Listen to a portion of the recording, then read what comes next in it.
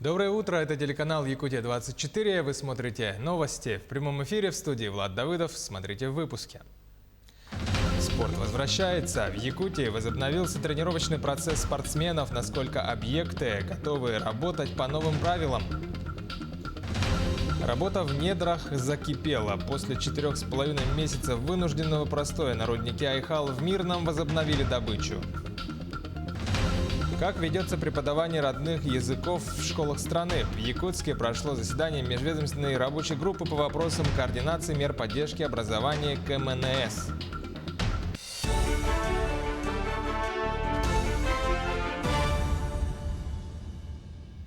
Резерв свободных мест в больницах для пациентов с коронавирусом должен составлять не менее 20% коечного фонда в каждом регионе. Такое поручение главам регионов дал председатель правительства страны Михаил Мишустин. Вместе с тем участковые врачи и службы скорой помощи при необходимости должны быть обеспечены дополнительным транспортом. Для этих целей разрешается задействовать свободные машины государственных ведомств, бюджетных организаций, также привлекать компании, профессионально занимающиеся перевозками. Глава Якутии обозначил первоочередные меры по борьбе с COVID-19 в районах Якутии. Сообщается, что за прошлую неделю прирост составил 17,4%, а по городу Якутску – 21%. Айсен Николаев отметил, что на сегодня одной из главных задач остается снижение количества тяжелых случаев заболевания и летальности. Главной задачей глав районов является создание необходимых условий для работы стационаров. Остается актуальным обеспечение лекарственными препаратами муниципальных и частных аптек в районах республики. Глава региона озвучил, что авиасообщением в районы в приоритетном порядке будут доставлены и противогриппозные вакцины. После их доставки в районы до 1 декабря планируется полностью завершить кампанию по вакцинации населения. Все контракты уже заключены. В Якутии разработали проект, который позволяет выявлять коронавирусную пневмонию на основе снимков компьютерной томографии с помощью искусственного интеллекта в кратчайшие сроки. Сегодня машина обработала более 10 тысяч снимков. Как вы знаете, сейчас идет большая нагрузка на КТ, и врачам бывает сложно определить степени поражения легких в некоторых случаях.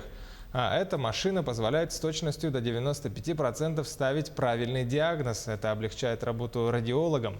Такой проект есть только в Москве и у нас в Якутии, сказал министр цифрового развития Якутии Анатолий Семенов.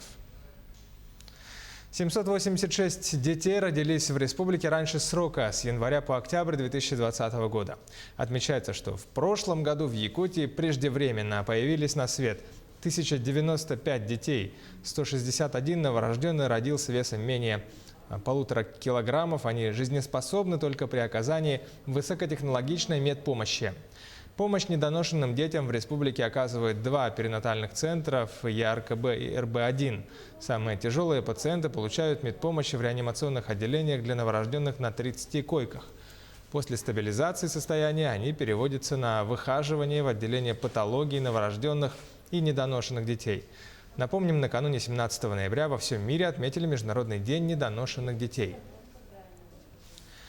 Количество ДТП в Якутии снизилось на 12,7% по сравнению с прошлым годом. Об этом сообщил первый вице-премьер Якутии Алексей Колодезников на заседании правительственной комиссии. Если за 10 месяцев прошлого года произошло 707 ДТП, то в этом году 619. Сейчас у нас идет такой период, когда переправы еще не открыты. И погодные условия такие, что, по всей видимости, открытие будет смещаться.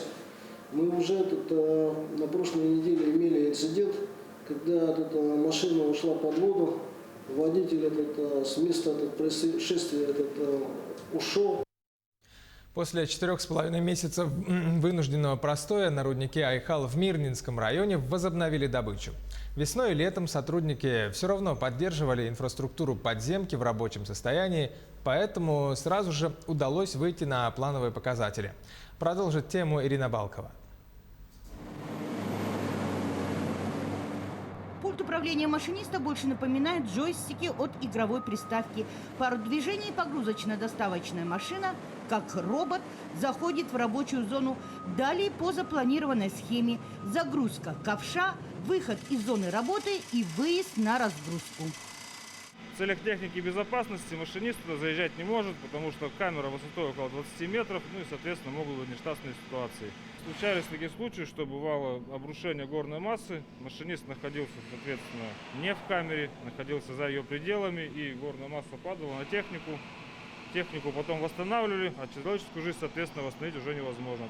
Пока погрузочно-доставочная машина вывозит уже отбитую руду с одного горизонта, буровая установка готовит скважины для закладки взрывчатки на другом. Процесс не останавливается. На время взрыва, конечно же, все покидают место работы. У нас идет подготовка юго-западного рудного тела, то есть это на горизонте плюс 85 метров. Также у нас уже подготовленные горизонты, и готовим сейчас к отработке камеры на горизонтах плюс 95, плюс 105 метров. Также по северо-восточному рудному телу мы сейчас работаем на горизонте плюс 20 метров. В данный момент идут горно-подготовительные работы на горизонте плюс 20 метров. Готовим к отработке камеры, как я уже сказал. Всего в процессе добычи на подземном руднике Айхал задействовано 10 единиц техники и более 350 человек. Все оборудование запущено и работает в штатном режиме. План по добыче руды скорректирован с учетом остановки предприятия. Ирина Балкова, Денис Сиротин, Дмитрий Храмкин, телеканал «Алмазный край». Школьное меню может наконец поменяться. Союз органического земледелия предложил включить органические продукты в рацион школьников и пациентов медицинских учреждений. Завтраки и обеды не должны подорожать, а пользы для здоровья будет больше. С просьбой включить органику в перечень продукции здорового питания для школ и медучреждений отраслевой союз обратился в Минсельхоз, Совет Федерации и Госдуму. При производстве органической продукции запрещено применять химические пестициды и удобрения, антибиотики, гормоны роста, ГМО, пищевые добавки. Такая продукция по совокупности всех контролируемых параметров имеет статус здорового питания, говорится в обращениях. Как ведется преподавание родных языков в школах страны? В Якутске прошло заседание межведомственной рабочей группы по вопросам координации мер поддержки образования коренных малочисленных народов Севера, Сибири и Дальнего Востока. Как отметили участники, проблемы с качественным преподаванием связаны с нехваткой учебников и пособий для учителей. Также в малокомплектных школах у преподавателя низкая зарплата. Между тем, принято решение о создании Федерального института преподавания родных языков. Прежде всего создан институт, который у нас, собственно говоря, был одним из структурных подразделений. Сейчас этот институт родных языков будет федеральным, и там будет сосредоточена вся работа по поддержке родных языков, в том числе языков коренных малочисленных народов Севера, Сибири и Дальнего Востока, в который войдет как структурное подразделение и институт Саха-Якутии, институт национальных школ Саха-Якутии, который в том числе будет заниматься и проблематикой коренных малочисленных народов Севера, Сибири и Дальнего Востока. Это прежде всего и лаборатория кочевых школ, которая была и будет она существовать, и выпущены методические рекомендации по обучению детей, которые вместе с родителями ведут кочевой и полукочевой образ жизни. 17 районных IT-центров планируют открыть в республике к 2024 году. Они получат оборудование и мебель на 1 миллион рублей, а также им будет оказана методическая поддержка технопарка «Якутия». Об этом сказал министр цифрового развития республики Анатолий Семенов. На сегодня в регионе работают 6 IT-центров, а уже к концу этого года их число достигнет 9. В Якутии оживляется тренировочный процесс спортсменов. Указ главы республики подписан накануне и касается возобновления программ доп. Образования и спортивной подготовки.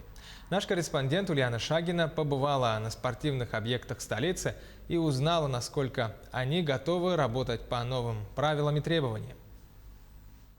Для масс-рестлера Арчима Бапагая открытие тренировочного зала – долгожданное событие. Уже несколько месяцев именитым спортсменам приходилось поддерживать форму в домашних условиях. Теперь же зал открыт, но придется придерживаться определенных условий. Каждое утро санитарная обработка рук, термометрия тела, маски снимают только при входе в зал. Раньше мы тренировались дома и где угодно, а сейчас уже идет полноценная тренировка в нашем зале.